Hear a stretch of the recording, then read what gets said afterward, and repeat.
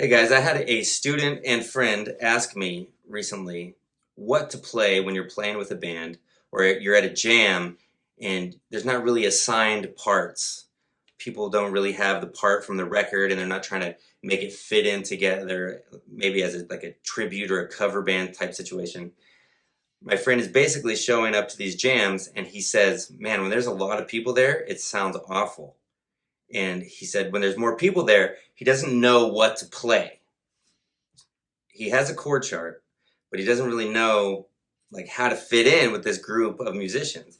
Let's just look at some strategies you can do to make the song sound good. And for this video, I'm mostly going to be just focusing on like a pop rock, typical, lots of songs from the last 60 years. This is going to work. If you're in a big band situation or a jazz situation, there's kind of assigned roles. That's a whole different video. But for this, we're just talking about like popular songs. You're at a jam, you don't really know people, or maybe you're just putting your band together and you've got two guitar players and you're like, what the heck do we both play the same thing? What is this? So I'll just give you some strategies. Of course, there's always going to be exceptions to this, but in general, this is going to make your band sound pretty good. First things first, if you're on electric guitar, let's just say that your job is to play on 2 and 4. If we're in a 4-4 situation, you're going to play on 2 and 4 with the snare drum. That's going to be your best bet, because while the bass player should be playing along with the bass drum, you want to be able to play with the snare drum. So you're kind of accenting those two things that are happening with the drummer. Look at the drums. No matter what's going on, there's somebody playing way too loud, somebody soloing when they shouldn't be, but you just want to make it sound good. Put all that to the side, listen to the drums. Electric guitar player, play with the snare drum, the backbeat. Let's hear what that sounds like.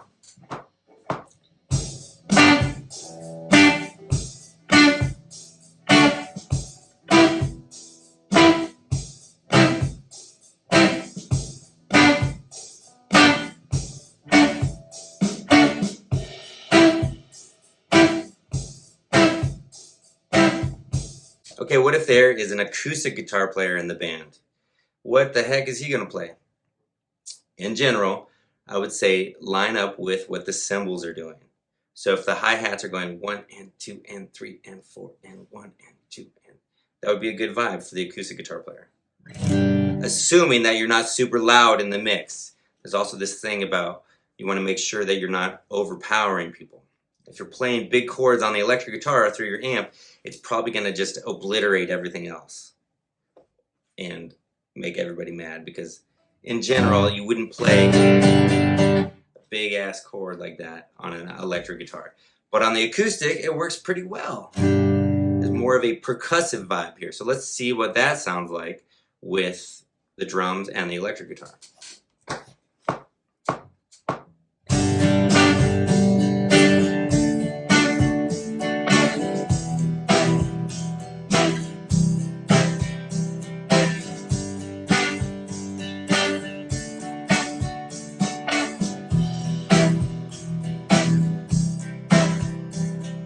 Well, I think my electric guitar is too loud, so let's turn that down and give this bad boy a listen.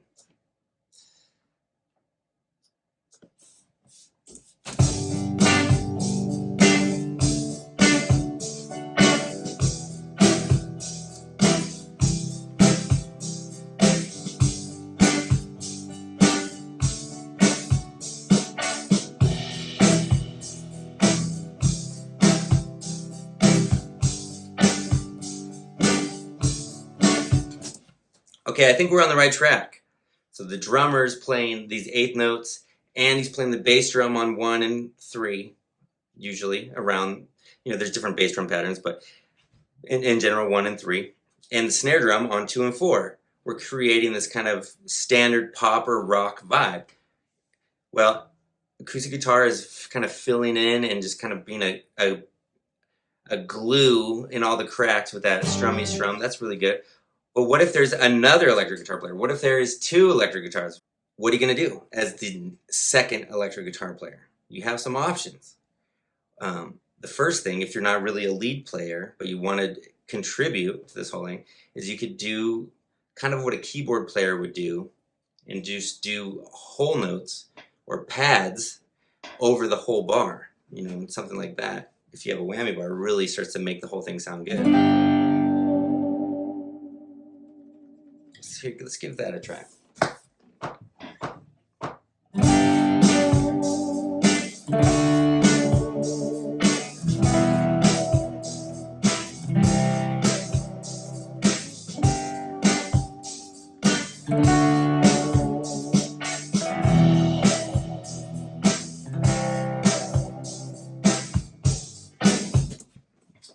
Okay, that's working pretty well. Let's listen to it.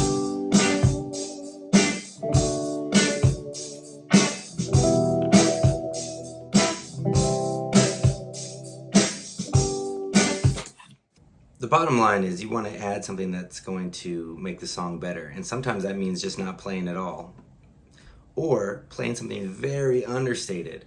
So let's say that the vocalist is doing his thing. You want to create maybe just like little color notes up top as a response to what the vocal's doing. That's super cool too. Something like this.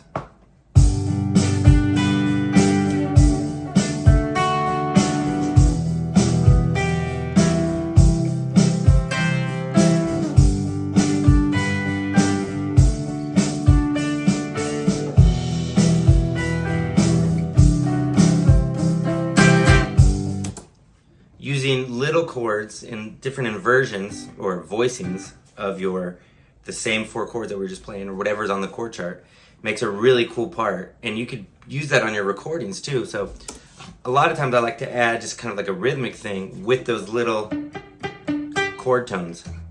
Palm mute adds just a whole nother element of the percussion, or not percussion but percussive.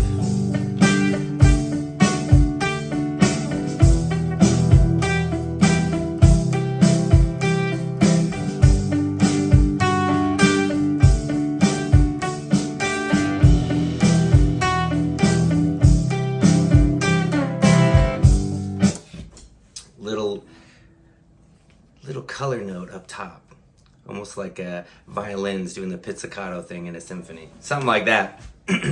I'm just making up these ideas, thinking about the rhythm of the whole thing and just creating a texture. If you have that kind of mindset, you're gonna make the band sound pretty good. And it is rough sometimes to find what to play, especially if you're in a rock situation, or the song's kind of like a punk song or a rock song. Sometimes just doubling those power chords is the right thing to do. I mean, if it's kind of a heavy situation, I'll try that actually here. I'll just turn up this, get the tone right.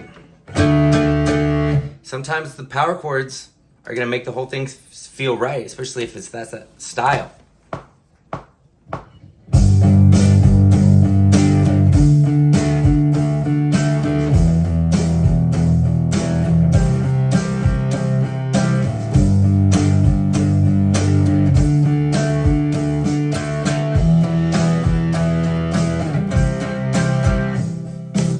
Nothing wrong with power chords. They're more useful than people even realize.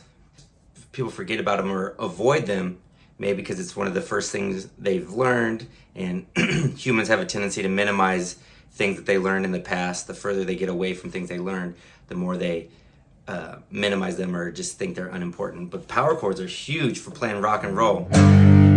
And it's cool. It really fills things in and makes people move. So power chords are always a good choice as long as the style permits.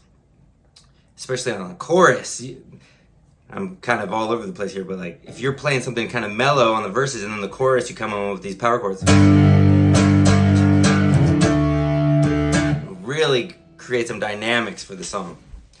So each style of music is going to have its own little vocabulary and approaches, and that's kind of part of the fun, is so you start becoming like an encyclopedia of different music styles. Oh, this type of song, this is the kind of the thing the guitar player would do. On this type of song, this is what the bass player is typically doing, so I'm going to try this. You kind of start to get excited about all these different variations and different styles of music, and then fitting your part in there.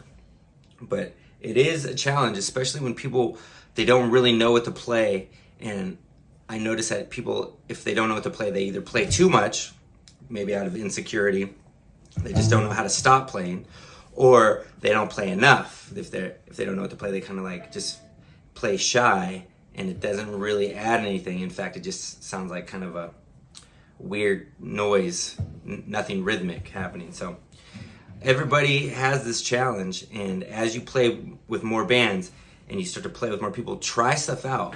And it's cool to fall flat on your face. It's okay to hear the drummer be like, hey man, you are rushing all over the place. And then you're like, oh yeah, okay, I should relax and kind of lay back into the rhythm of the song. That's why finding a band of guys that you really like and you like to be around will have huge benefits, because you guys can learn together and you can take it on together. Nobody has it totally down. Everyone's learning. The best guys and the people that are just starting out. You learn something new every gig, and you learn something new with every situation you play in. So, thanks for watching, and I'll see you in the next video.